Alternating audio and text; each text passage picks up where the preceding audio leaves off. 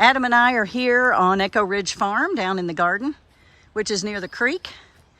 And we had previous videos that showed us building these pine raised beds. We had used lumber in the past, but of course it was untreated and it's rotting, which we knew would happen. And then we put the lumber down probably 4 or 5 years ago. So they haven't done too horribly bad, but it is expensive. And so we're trying to figure out a way to do better. So this is about raised beds today, and some mistakes or choices I made. I don't know if they're mistakes, but choices I made in the past on how to build our garden beds. So I wanted the most for the space I had. So I built them 4 feet with only like 2 feet in the center, maybe even a little less between each garden bed. And really, that was really hard to maneuver in. So now we are widening our walkways and narrowing our garden beds. And I have lots of property. So I have all this property out here if I need more space for my garden beds. So I shouldn't be such a tightwad on the space.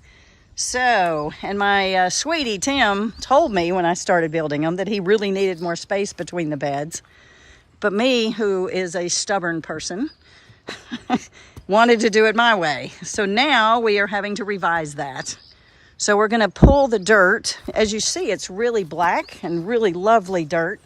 So we're going to pull the dirt into the center of each bed. And then we are taking the rake and smoothing out the beds. And eventually we will put our pine logs around each one. We just don't have those yet, but we do have lots of mulch. So we're going to mulch the beds. Right now we have pine needle mulch, which I'm not sure is the greatest, but that's what I have. I have lots of pine needles. I have a pine thicket, so we're going to mulch with our pine needles for now. And that will help keep our worms in the black soil safe and keep them from drying out. So we might decide we have to move the pine needle mulch to the aisles, the walkways, but for now we're just going to cover our beds with it and just stack our beds up to get ready for springtime and an area to garden with. So if you have the room, do the thing. Make your beds a little bit more narrow. Make your walkways a little wider so that you have room to maneuver your wheelbarrows and get your mulch in much more easily.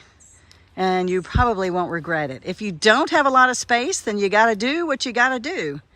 But we have plenty of space here. So this is an area that I'm having to do extra work now to narrow our beds and widen our walkways.